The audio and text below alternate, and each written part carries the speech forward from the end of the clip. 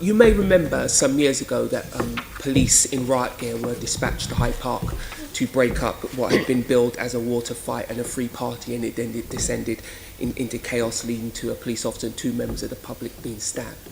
As we emerge from lockdown, I'm speaking to lots of young Londoners now who are receiving messages about big gatherings, getting together, wanting to exercise newfound freedoms that we're all hoping will happen soon. What specific work is being done to address these gatherings to make sure that they don't descend into violence, that we don't have London have a lot of, in some cases, illegal gatherings that then end up in violence? Well, thank you for your question. I think I mentioned in answer to a previous question the work being undertaken to address the concerns the Commission and I share about an increase in violent crime as lockdown measures are eased.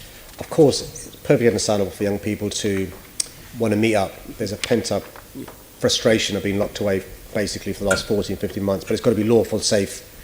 And so the police are alert to safe, good, healthy physical activity in Hyde Park and other places, and potential criminality and social behaviour. So there's planning undertaken for Operation Summer Nights in relation to work to address the concerns you've got. I think maybe in summer 2017, the Hyde Park incident you referred to, or 2018. Yeah. But you're right, it was really alarming for many other users of the park, as well as the police and others there. Separately, the violence suppression unit that's been working since the lockdown first began now cover all of London. We're talking about more than 600 officers, and I've been out and about with some of them. I think you have as well. They're officers based in their communities who know not just parts of a ward where there tends to be high violence, but they know individuals. They've built up a relationship, often a friendship, and so they get intelligence. And so that intel is something we didn't have before. That intel is useful, but we are mindful of the issue you raised. I obviously don't want to advertise all the things we're doing, but we're well aware of the concerns. Is there any conversations being had about specific events? For instance, the We Are Festival, the police have registered quite, if it's to go ahead, have a real objection to it because they believe because very few festivals are going ahead, it would be a real magnet for drug gangs, for rival gangs, because they have no other outlet to sell drugs, etc.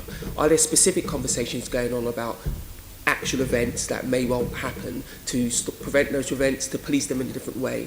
Are we looking at each individual event that we at least know of and what we can do about them? Yeah, Chair, I mean, without disclosing too much, we on a daily basis, there's a look at events coming ahead. So I, for example, will receive on a daily basis events that have taken place in the last 24 hours, events taken place, but it's on a week-by-week basis. So we've mapped out the summer, basically, of big events. The other thing is, it's not linked to your question, Shaun, but it's relevant, is the Euros. So I've raised publicly, so I'm not giving away any issues or casting aspersions. Historically, England versus Scotland is a challenge. And so that's just one example, but just to reassure you, a lot of work taking place in relation to keeping our city, helping the recovery as we come out of lockdown, but making sure everyone is kept safe. Okay. Over recent years, very recently, we've seen a lot of large disruptive protests in the centre of London, and often they can turn violent. We all know what's happened recently. But what is done in particular to make sure that central London, because obviously it's very attractive, as you said many times, what's been done particularly to make sure that central London doesn't become a no-go area, that we don't have protests just popping up that we're unaware of or unable to police? Well, most protests are peaceful, lawful and safe, and the police aren't involved in the protests. The key thing is for those organising protests to work with the police, because you and I both know often you can have 3 or 4 protests in the same footprint, often with different points of view that can provide an additional challenge other than a steady grinding to a halt. And so my key message to anybody who wants to protest is to work with the police. The police will not stop lawful, peaceful, safe protest. Work with the police. There are obviously new regulations and new laws during a lockdown that people need to be aware of.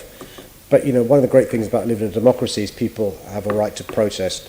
We're not saying don't protest, but work with the police so you don't advertently or inadvertently break the law. It's really important that we respect the rights people have, but also respect the need of our city to go about its business. Okay, thank you, Chair. Thank you.